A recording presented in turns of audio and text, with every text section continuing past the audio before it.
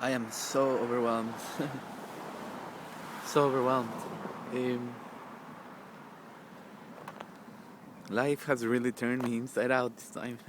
I just finished a Vipassana meditation retreat and was kindly asked by the train commander to get off the other train that I boarded by mistake, trying to get to London sooner. And I'm glad she did that because I am supposed to enter the world again. And I've been standing in utter and complete silence here in Hereford, UK. I went into a Vipassana meditation retreat that requires you to fill five key commandments. And one of them is noble silence. You don't speak for 10 days. You don't say a word other than sadhu, sadhu, sadhu. And this is something that you say in India when it's something that refers to being well said, enlightened one. I repeated that word at the end of each of the discourses that was given to us in a meditation room. The other 3 or 4 commandments were more generic but symbolic and easier to observe. No killing, no stealing, and sexual celibacy. And of course, these were things that, in a greater realm were showing the kind of life that this tradition is trying to live, which is one of morality. One of those straight line arrows, like these train tracks behind me. I don't know still like what I can say other than I feel like I'm emerging from somewhere really, really far inside.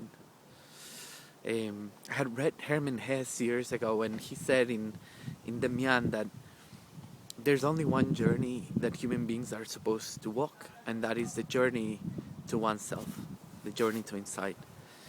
And ever since I read that stuck with me, and that's what I've been doing for many years. And the definition of that journey by Hess was that there is one destiny that we're here to fulfill as human beings, and that's something that no matter what you do, you can escape from it. It's sort of predetermined. This Vipassana teaching, in a way, has done something similar. It teaches you that there's ever-changing phenomena that are impersonal changes occurring everywhere, both within the framework of our bodies and externally in the framework of nature.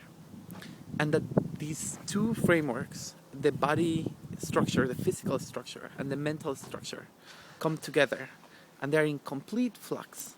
And it's this vibration of subatomic particles and molecules that are at the tiniest level changing. And that our minds internally are made of 5 different parts. One that cognizes, one that recognizes, one that feels, one that reacts. And this reacting part is one that we fail to observe, but it gets bigger and bigger and bigger with time. While the cognizing part, the one that observes and that looks at things, becomes weaker and weaker. What I have been doing over the past 10 days is basically training that cognizing part. I've been in silence, with eyes closed, meditating from 4:30 in the morning until 9:30, observing a very strict timetable with very little food intake, vegetarian mostly, and just going into yourself, going in. What I have gained out of this is something I couldn't put into words, and words even in video. But I can just recall a journey that you head in, and the first 3 days, it's like your mind is fleeting at velocities that you can't even tell.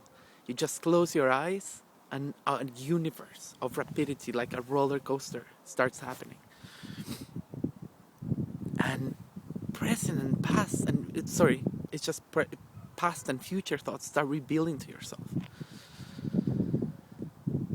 And they just don't stop coming. And things that you thought were well forgotten, or things that you in your future saw and you thought you saw them with no anxiety whatsoever, start revealing shades and layers.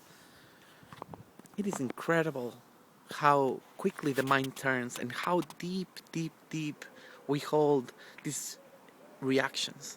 These sensations start occurring, and it's very difficult to perceive them at the beginning. But 3 days of working and feeling respiration over this area start making your mind sharper and sharper and enable you to see that you create two types of emotions. Some that are about disgust and anger and madness, unpleasant gross sensations, and others that are more around something pleasant and beautiful that creates anxiety, that eventually leads you to cling and therefore to crave, and they also create misery. This practice over the span of a couple days helps you to develop equanimity. And this means keeping your mind so sharp and so together that you can look at any vicissitude or any happiness that you have in your life and look at it with a smile and with clarity.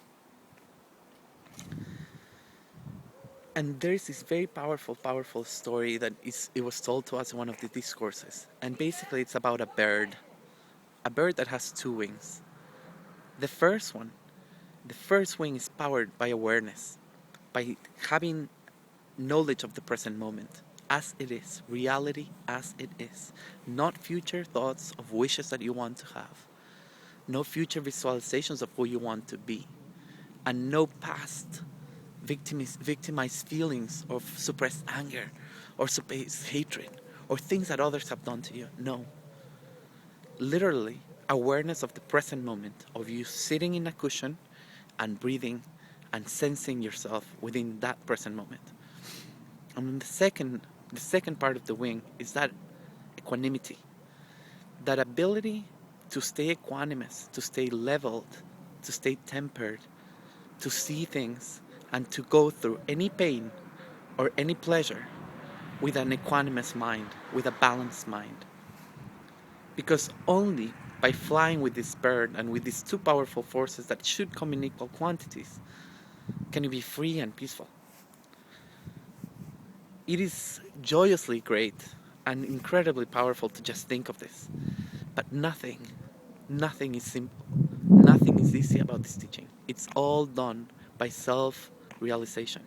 It's all done by practice. And getting away from those settings where your mind is like a monkey hitting you with branches, running in a forest as fast as it can, and you're just chasing after it.